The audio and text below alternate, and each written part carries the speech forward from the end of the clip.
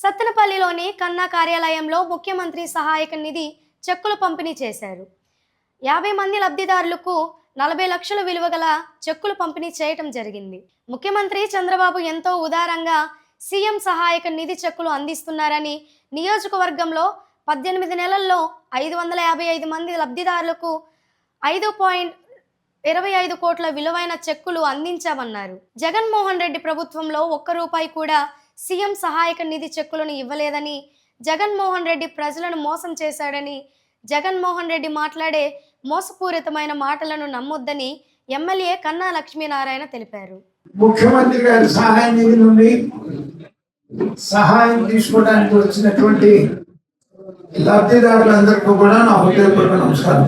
NDA ప్రభుత్వం ఏర్పడినప్పటి నుంచి కూడా ముఖ్యమంత్రి చంద్రబాబు నాయుడు గారు చాలా ఉదారంగా మీకైనటువంటి మెడికల్ ఎక్స్పెన్సెస్ నుంచి కొంత భాగం చాలా వరకు కూడా మరి ముఖ్యమంత్రి గారి సహాయ నిధి నుంచి ఆదుకోవటం అనేటువంటిది చిన్న విషయం కాదు.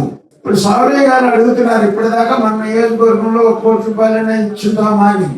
కాదు, ఇప్పటి వరకు మనం 555 మందికి 5,05,24,142 రూపాయలు ఈ రోజు వరకు ఇచ్చాం.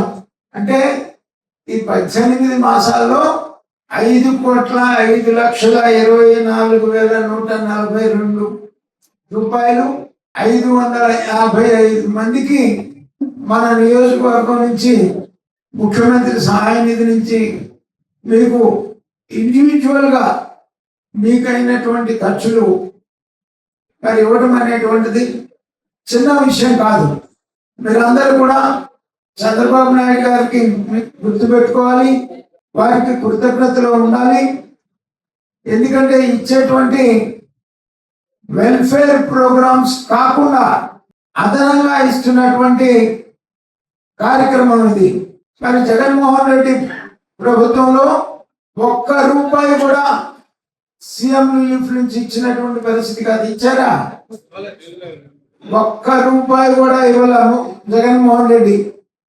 ఇంకా ఇవాళ ఏదో చెప్తున్నాడు, నేనేదో చాలా చేశాను, ఎన్డీఏ ప్రభుత్వం ప్రజల్ని మోసం చేసింది అంటే. మోసం చేశారు ఎవరున్నా అంటే అది జగన్మోహన్ రెడ్డి చేశాడు ప్రజల్ని రాష్ట్రంలో.